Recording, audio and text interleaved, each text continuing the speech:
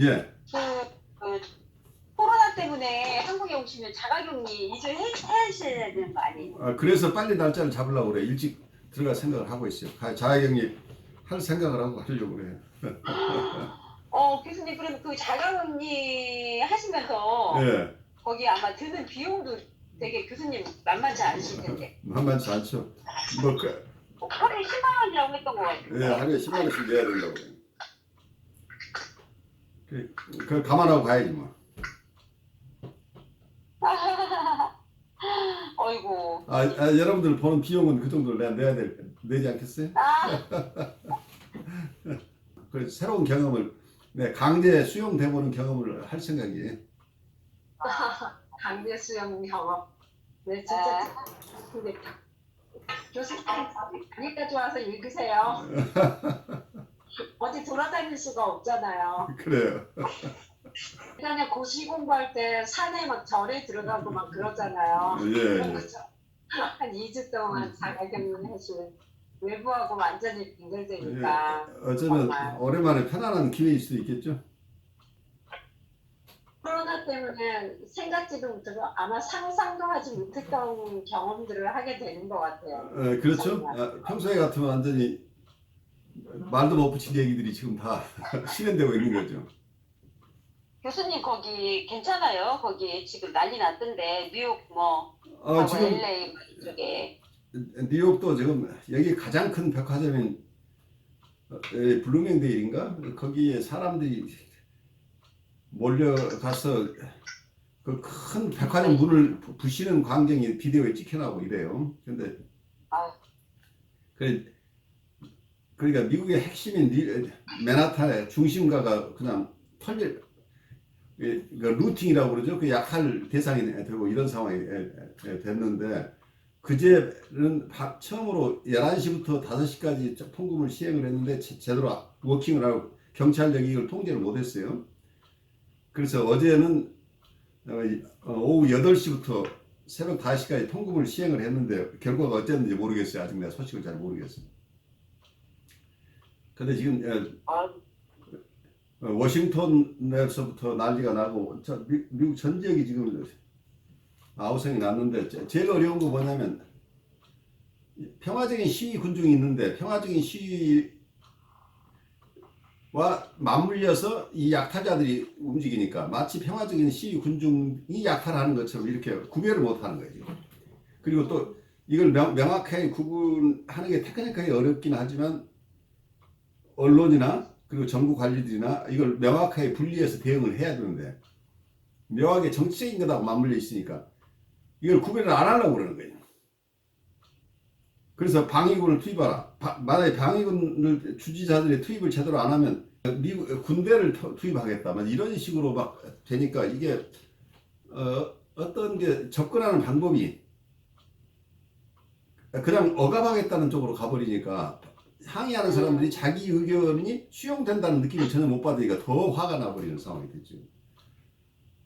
그러니까 그 부분에 잘못된 부분은 정말 잘못된 거다.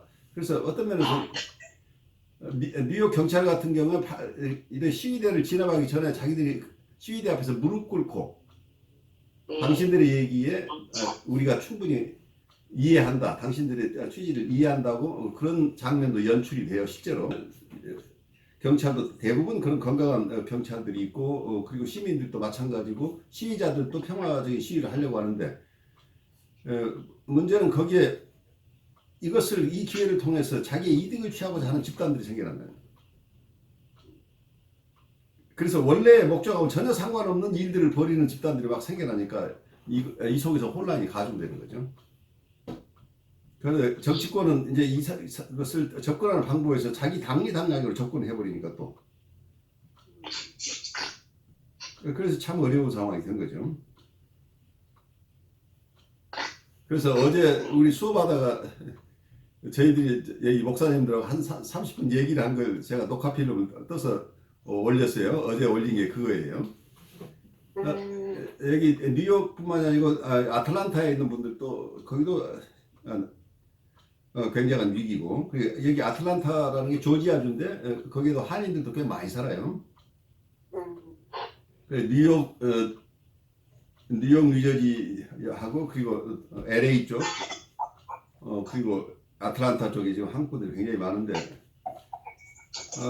어쨌든 어떤 한국 분뿐이 아니고 모든 분들이 지금 굉장한 위기를 느끼고 있는 거죠. 그래서 통행 금지가 실시된 건 아마 1940 몇 년도 정도 있고 처음 있는 일일 거예요. 미국에서 통행 금지라는 거 생각을 할 수 없는 일인데 이번 사태가 너무 악화되니까 지금 통제할 수 없는 상황에서 통행 금지라는 것이 나왔는데 이 통행 금지는 그냥 옛날에 우리가 관례적으로 가졌던 통행 금지하고 다른 거예요. 이게 전시에 일어난 통행 금지예요. 그만큼 사태는 굉장히 엄중한데 원래 이쪽이 가지고 있는 치안 능력들, 경찰력이나 훈련된 경찰력들이 있으니까 이건 곧 통제할 수 있으리라고 봐요. 근데 처음 단계에서 어떤 혼란들 때문에 워낙 어떤 면에서는 이번에 사건을 촉발한 직접적인 원인이 인종차별에서 나왔기 때문에 그 부분이 너무 예민한 부분인데 이걸 굉장히 조심스럽게 거기에 대해서는 정부 쪽에서도 그 부분을 충분하게 그 정서를 담아내면서 어떤 대책들을 세워야 됐는데 그 부분을 시리어스하게 담아내지를 못했던 부분이에요. 최고 권력층에서. 그러다 보니까 이렇게 사람이 죽었는데도 전혀 이걸 신중하게 받아들이지 않는 태도, 오히려 이게 폭도 비슷하게 이렇게 규정하는 것 같은 느낌들 때문에 사람들이 더 격분하게 되는 상황이 된 거죠. 그러니까 이제 저는 70년대에 어떤 정말 위수령이다, 무슨 계엄이다 하는 사태를 그러니까 어떻게 촉발되고 어떻게 진행되고 결과가 어떻게 되는지를 몸으로 체험한 사람이기 때문에 요즘 오싹해요. 지금 미국 정부가 한 번도 해보지 못한 대응을 하는 게 마치 우리 군부 독재자들이 자기 정권을 강화하기 위해서 사람들을 구금하고 그리고 살해하고 그래서 정권을 잡던 과정을 그 속에서 느꼈던 공포들을 알고 있기 때문에 지금 미국은 전혀 경험하지 못했던 뭐라고 할까요? 과거에도 이런 사태가 있긴 하지만 이번처럼 이렇게 민주주의 자체가 흔들리는 상황까지 가본 적이 없어요. 근데 어떤 미국이 가지고 있는 민주주의의 허상이 드러나 버린 셈이죠. 그래서 굉장한 충격 속에 사람들이 지금 있는 셈이에요. 그래서 다들 꼼짝 않고 지금 있는 상황인데 이게 잘 수습이 돼야 되는데 어떻게 될지 모르겠어요. 한국에 계신 분들이 들으면서 요즘 어떤 정서들 느끼는지 잠깐 나누고 우리 수업 시작하죠. 그 트럼프가 이 시위를 대하는 그 자세가 굉장히 좀 뭐라 그럴까 적절하지 않게 보여져요. 적절하게 보여지는 거예요.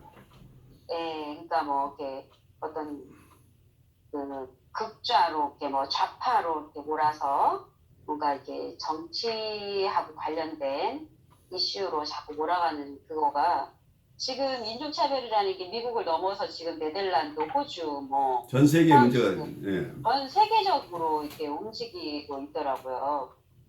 이제 그럴 때 뭔가 좀 정면으로 인종차별에 대해서 뭔가 적절한 언급을 한다던가 뭔가 이렇게 해야 되는데 그거를 너무 정치권으로만 정치 세력, 좌파 세력으로만 몰아가니까 그게 저게 과연 저게 맞나 이렇게 이런 생각이 들고 어떻게 보면은 그 트럼프가 그동안의 어떤 백인 우월주의나 이런 것들을 해왔던 것에 어떤 반대 세력이 아닌가 정치적인 어떤 반작용이 아닌가 이런 생각도 어떤 그 불씨가 계속 커져왔던 거죠. 그러다가 이번에 인화된 거죠.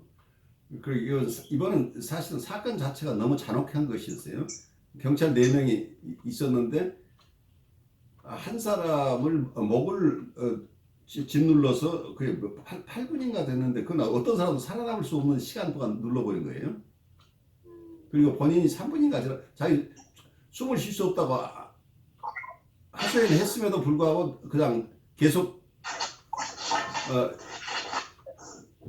이 사람을 풀어주지 않은 거죠. 그러다 결국 사망하는 상황까지 가서 이건 살인이에요. 그러니까 이게 인종차별의 살인 행위가 일어난 거예요, 사실은. 그러니까 이 사실을 처음부터 정부 당국에서 이걸 이 살인 행위 자체를 정당하게 바로 받아들이고 거기에 대해서 엄중하게 바로 대처하는 이런 기민한 모습을 보이고 사람들이 인종차별로 끌려가지 않도록 바로 조치들을 했어야 되는데 이 후속 조치가 너무 늦어버리네요. 네. 그러니까 이 사람들은 이제 그 커뮤니티에서는 이렇게 사람이 죽어나가는데 정부에서 조금도 반성하는 기미가 전혀 보이지 않는다고 하는 것 때문에 점점 더 이게 커져버린 거죠. 그러니까 이 프러스트레이션을 정당하게 프로세스하는 절차가 가동이 됐어야 되는데 이 절차가 죽어버린 거죠. 여러분들 마음이 심란하긴 하지만 우리 오늘 수업 시작하죠.